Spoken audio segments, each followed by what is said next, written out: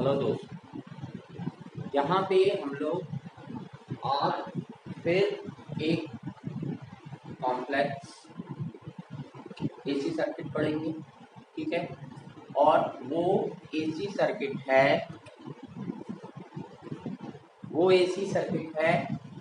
LC circuit, जिसमें कौन कौन लगे हैं। जिसमें लगे हैं एल यानी इंडक्टर और सी मतलब वॉट, सी यानी कैपेसिटर और एल मतलब इंडक्टर। अच्छा, ये सारी चीजें आप लोग पढ़ चुके हैं, देख चुके हैं, जान चुके हैं, समझ। अब यहाँ पे फिर मैं बोलूंगा जो बातें मैंने एसेंशियली आपको बताई थी कि इन बातों को कभी नहीं भूलना है। जैसे प्लेन फेजर में मैंने आपको बताया था कि आई को इधर रखो, इधर कौन आएगा, बी आएगा, बीसी क्यों आएगा, क्योंकि प्योर कैपेसिटिव सर्किट में बीसी लैग करता है और इधर कौन आएगा, बीएल, क्योंकि प्योर इंडक्टिव सर्किट में क्या होता है, बीएल लीड करता है कितने से, π/2 से। ये बात हमको भूलना ही नहीं है। ठीक है, बीएल ये अगर आप याद रखोगे तो बहुत अच्छा होगा। BL is equal to I into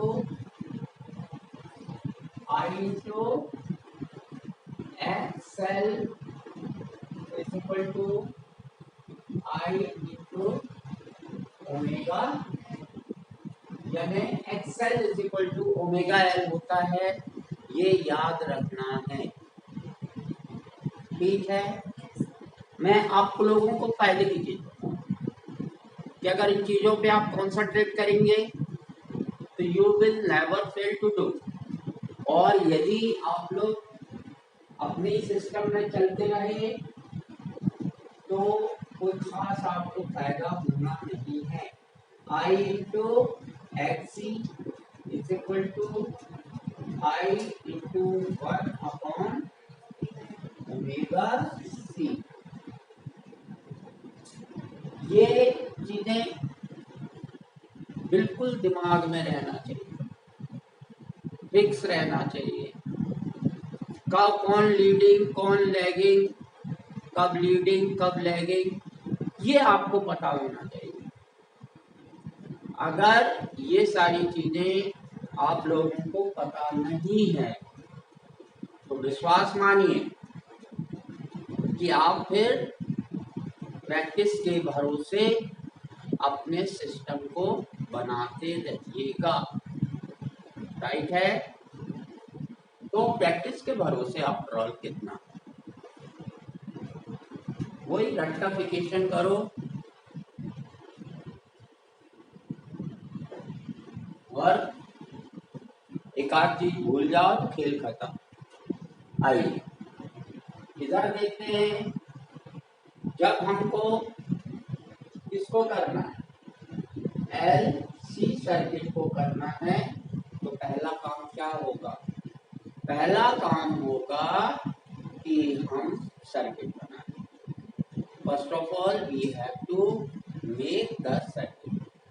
हमने सर्किट बना लिया, सोर्स लगा दिया, तो ये एल है, ये सी है, और इनके अक्रॉस हमने बी लगाया, which is V0 sin omega T. Understand, जिसके कारण एल यानी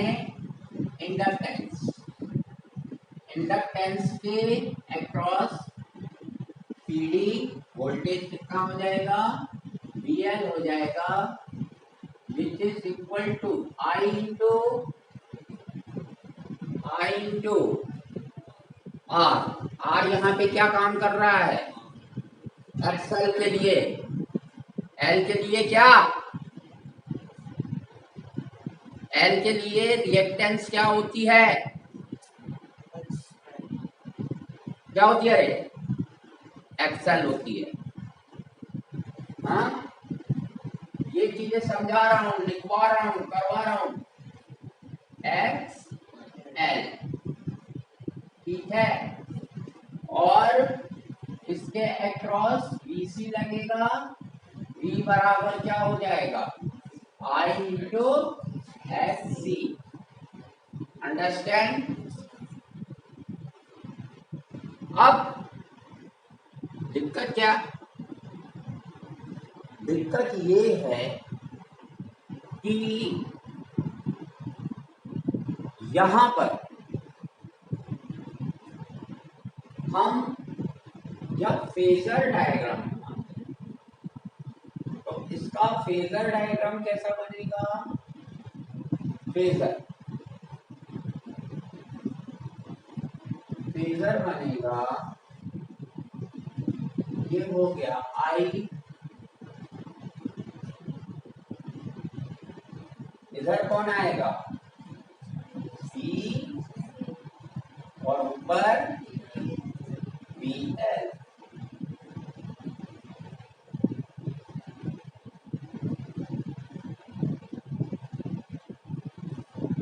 तो समस्या ये हो जाएगी कि हमें भी इंस्टेंटेनियस निकालना, ठीक है, क्योंकि दो वोल्टेज लग रहे हैं यहाँ पे। तो दो वोल्टेज जब भी लगते हैं तो क्या किया जाता है, दो वोल्टेज वाली स्थिति में हमें रिजल्टेंट निकालना होता है। अब यहाँ पर रिजल्टेंट कैसे निकालें, VL अगर हमने यहाँ पे लिया था, L अकेला था तो R भी लगा था उसके साथ, यहाँ R भी नहीं है, सिर्फ LC है। तो इस दौरान क्या होगा, इस दौरान ये हो जाएगा, क्या बताएं भाई, कि VL माइनस BC हम कैसे निकालें, या BC माइनस BL ही करना होगा। पर यहाँ पे हम लोग रिजल्टेंट वोल्टेज के लिए एक को, कोई को भी, VL को या VC, हम ये मान लेते हैं कि VL is greater than VC, VL is greater than VC। तो VL is greater than VC अगर हो गया तो हम क्या कर सकते हैं, VL में से VC को घटा सकते हैं, माइनस कर सकते हैं। क्यों माइनस कर सकते हैं, क्योंकि दोनों के बीच में फेज डिफरेंस कितने का है, VL और VC के बीच में 180 यानी पाई का है, पाई का है, मतलब ये एक दूसरे के अपोजिट हैं। ये कैसे हैं, एक दूसरे के अपोजिट हैं, और जब ये एक दूसरे के अपोजिट होते हैं तो उस परिस्थिति में अगर हमको रिजल्टेंट चाहिए है तो बड़े वाले में से छोटे वाले को घटा देते हैं। तो फॉर इम्पीडेंस, अभी हम पहले निकालेंगे इम्पीडेंस, राइट है, late BL is greater than BC, then instantaneous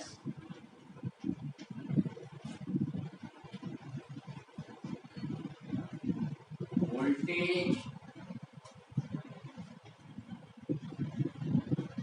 of circuit V is equal to will be VL minus VC. Understand? क्या हो जाएगा? VL माइनस VC या I into XL minus I into XC, I हो जाएगा common XL minus XC या V upon is equal to XL मतलब XL याद रखो, मैं कल से मार्किंग चालू कर दूंगा 1 अपॉन ओमेगा सी और V अपॉन I हो जाएगा आपका Z हो जाएगा। ठीक है, किस सर्किट के लिए है? LC के लिए, तो Z LC is equal to omega L minus 1 upon omega C, right. तो इस तरह से हमने क्या निकाल दिया? तो BL माइनस BC, तो हम ये मान लेंगे कि ये जो है ये क्या है? BL माइनस यानी BL माइनस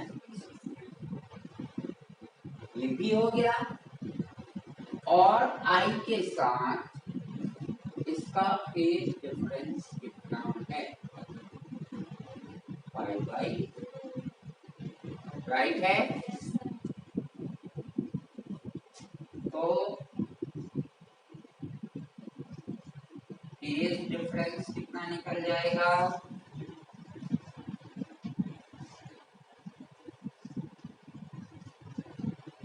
फेज डिफरेंस 5 कितना निकल गया?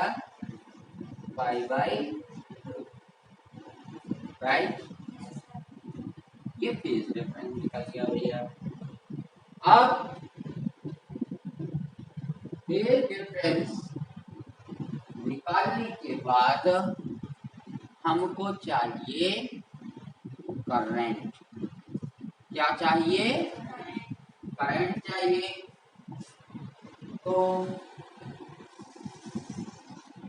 करंट के लिए क्या करेंगे?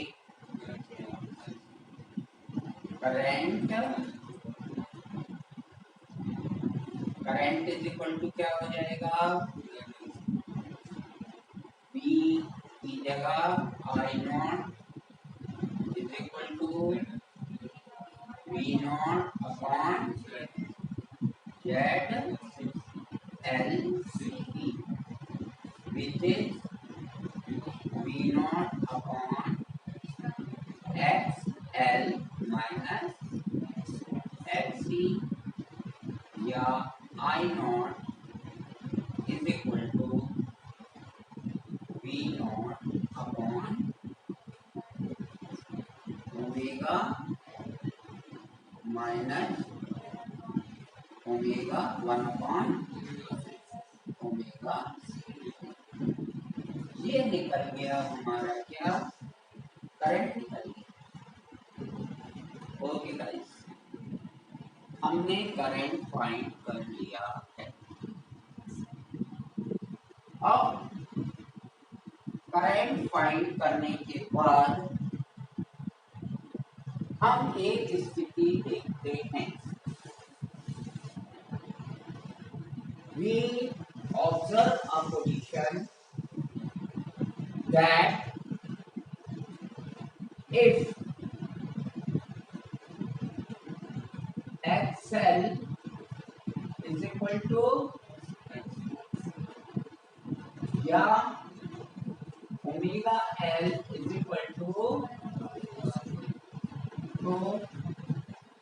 I naught is equal to V naught upon which is infinite, तो I naught इनफाइनाइट हो जाएगी।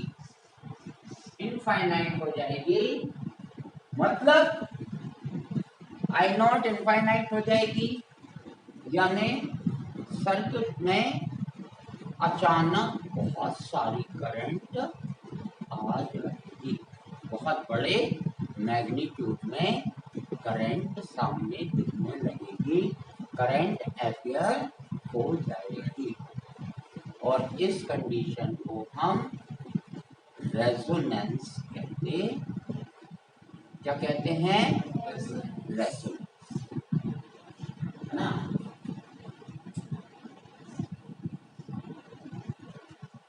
This phenomenon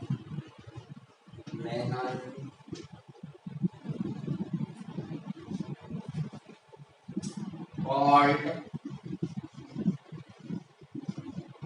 resonance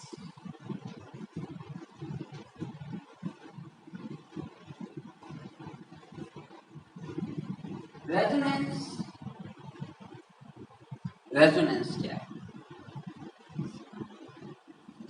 रेजोनेंस है क्या, ये आपको सोचना, ठीक है?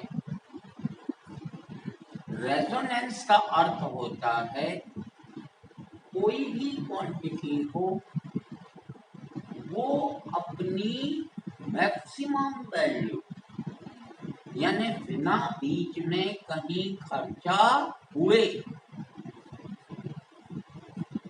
पूरी की पूरी एक्सिस्टेंस में आ जाए तो उसको हम क्या बोलते हैं? रेजोनेंस कहते हैं।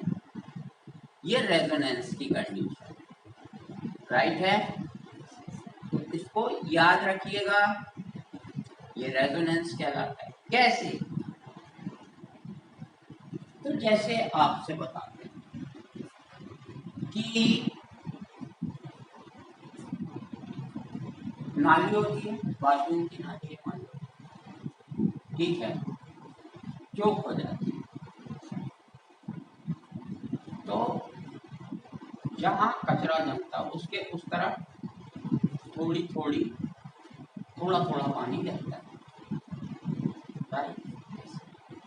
और अचानक हम लोग रॉड और डाल के, गर्म पानी डाल के, रॉड डाल के और उसको हटाने की कोशिश करते हैं, और जैसे ही कचरा हटता है तो कचरे के दूसरी तरफ जहाँ पे थोड़ा थोड़ा पानी बहता है वहां पे क्या होता है? पानी की क्वांटिटी अचानक बहुत बढ़ जाती। अब देखो ZLC क्या है? ZLC क्या? Z क्या है? इम्पीडेंस, यानी इसका काम क्या है? क्या करता है ZLC या Z काहे का काम करता है? ये किस चीज का काम करता है? Z, ठीक है, Z किस चीज का काम? जब XL माइनस XC 0 हो जाता है तो I नॉट इनफाइनाइट हो जाती है और सर्किट में बहुत सारी करंट आ जाती है। Then this phenomena is known as or is called resonance. Is it clear? Resonance of electric energy. Is it clear? अब हम एक चीज फाइंड करते हैं, रेजोनेंस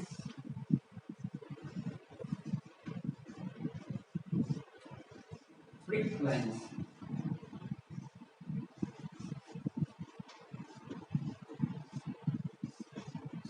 रेजोनेंस, तो रेजोनेंस के लिए कंडीशन क्या है? दिमाग लगाओ और बताओ।